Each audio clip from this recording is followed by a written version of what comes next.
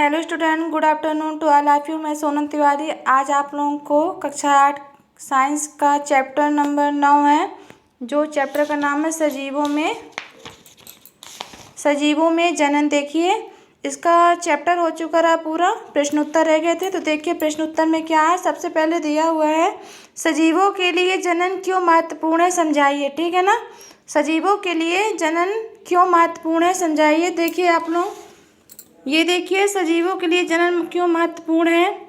इसका उत्तर है, जनन एक जैविक प्रक्रिया है जो कि जीवित जीव के द्वारा संतान पैदा करने के लिए की जाती है। जीव अपनी प्रजातियों की संख्या और निरंतरता बनाए रखने के लिए जनन करते हैं। इस प्रकार जनन एक की निरंतरता को संरक्षित करता है। ठीक है ना, पहले नंबर क्वेश्चन हो गया। देखिए सेकंड में क्या है, मनुष्य में निषेचन प्रक्रम को समझाइए। सेकंड नंबर में है, मनुष्य में निषेचन प्रक्रम को समझाना है। तो उत्तर देखिए, निषेचन में नर का संलयन और मादा का युग्मक शामिल होता है। ठीक है ना, हम पहले वैसे बता चुके हैं आप लोगों को विस्तार से। निषेचन में नर का संलयन और मादा का युग्मक शामिल होता है।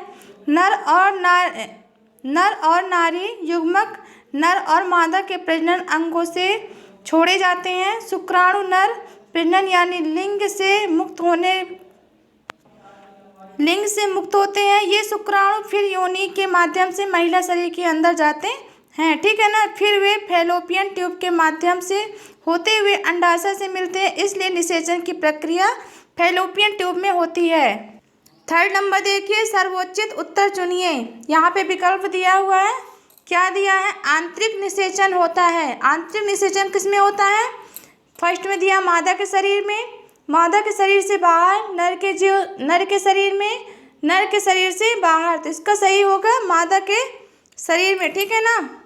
खा नंबर देखिए, एक टैडपोल जिस प्रक्रम द्वारा वयस्क में विकसित होता है वह क्या कहलाता है। एक टैडपोल जिस प्रक्रम द्वारा वयस्क में विकसित होता है उसे क्या बोलते हैं, कायांतरण। थर्ड नंबर देखिए, एक युग्मनज में पाए जाने वाले केंद्रकों की संख्या होती है। कितनी होती है, एक युग्मनज में पाए जाने वाले केंद्रकों की संख्या होती है 2। कितनी होती है, 2। ठीक है ना। अब यहाँ पे देखिए ट्रू और फॉल्स दिया हुआ है। निम्न कथन सत्य ट्रू है अथवा फॉल्स संकेतिक कीजिए। का है, अंड प्रजक जंतु विकसित शिशु को जन्म देता है। अंड प्रजक जंतु विकसित शिशु को जन्म देता है, इसमें क्या होगा, फॉल्स।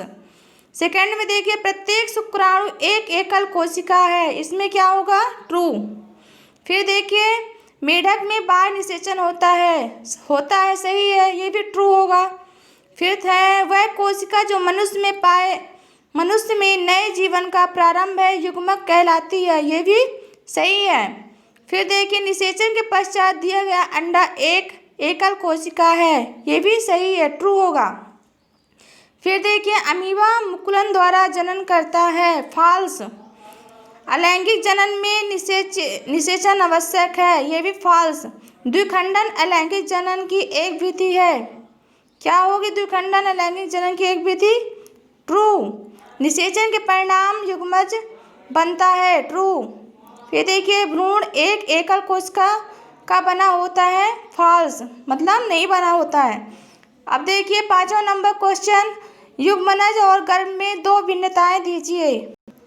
युग्मनज और गर्भ में 2 भिन्नताएं लिखिए। तो पहले देखिए युग्मनज, यह एक निषेचित अंडाशय है जो अंडे और शुक्राणु के संलय के बाद बनता है। ठीक है ना, युग्मनज कई बार विभाजित होता है भ्रूण बनने के लिए, मतलब भ्रूण बनने के लिए युग्मनज कई बार विभाजित होता, अलग होता है। फिर सेकंड में देखिए गर्भ, यह भ्रूण का एक चरण है जो एक परिपक्व जीव के सभी मुख्य अंगों को दर्शाता है। एक भ्रूण धीरे धीरे एक गर्भ में विकसित होता है।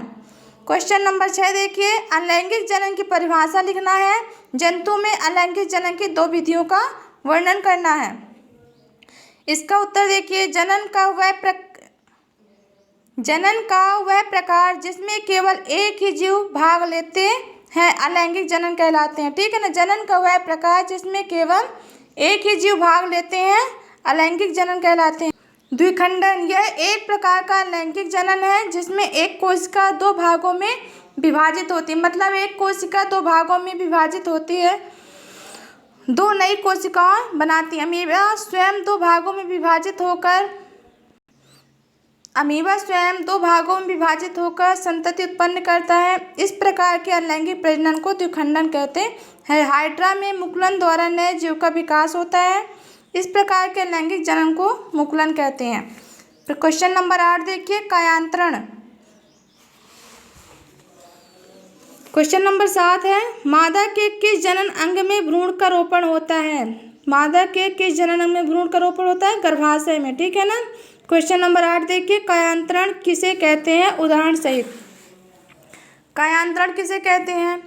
कायांतरण एक जीव वैज्ञानिक प्रक्रिया है जिसमें किसी जानवर के पैदा होने के या अंडे से निकलने के बाद कोशिकाओं को बढ़ोतरी से उसके शारीरिक ढांचे में कम समय में बड़े परिवर्तन आ जाते हैं, जैसे कि रेंगने वाली इल्ली कैटरपिलर कायांतरण करके उड़ने वाली तितली बन जाती है। क्वेश्चन नंबर 9 देखिए, आंतरिक निषेचन एवं बाह्य निषेचन में भेद लिखना है। आंतरिक निषेचन क्या कहलाता है? जो मादा शरीर के अंदर होने वाले निषेचन को आंतरिक निषेचन कहते हैं, ठीक है ना। मादा शरीर के अंदर जो निषेचन होता है वह आंतरिक निषेचन होता है। यह मनुष्य एवं अन्य जंतुओं में होता है, जैसे गाय, मुर्गी। अब देखिए बाह्य निषेचन, वह निषेचन जो मादा के शरीर के बाहर होता है बाह्य निषेचन कहलाता है, जैसे मेढक और मछली, ठीक है ना। अब नेक्स्ट क्वेश्चन देखिए। नेक्स्ट क्वेश्चन है 10वां, नीचे दिए गए संकेतों की सहायता से क्रॉस शब्द पहेली को पूरा कीजिए। बाईं से दाईं ओर, यहाँ अंडाणु उत्पादित होते हैं, वृषण में उत्पादित होते हैं, हाइड्रा का अलैंगिक जनन है। फिर देखिए ऊपर से नीचे की ओर, यह मादा युग्मक है, नर और मादा युग्मक का मिलना एक अंडप्रजक जंतु। ये जो दी हुई है देखिए यहाँ पे, इसे भरना है। यहाँ पे होगा क्रा मतलब शुक्राणु, ऊपर से नीचे आएगा अंडाणु, फिर यहाँ पे देखिए अंडाशय, फिर यहाँ पे हो गया निषेचन और यहाँ से हो गया मुकुलन और मुर्गी, ठीक है ना। आप लोग इसको कॉपी में कर लीजिएगा और हमें व्हाट्सएप में सेंड करके दिखाइएगा, ठीक है। धन्यवाद, थैंक यू।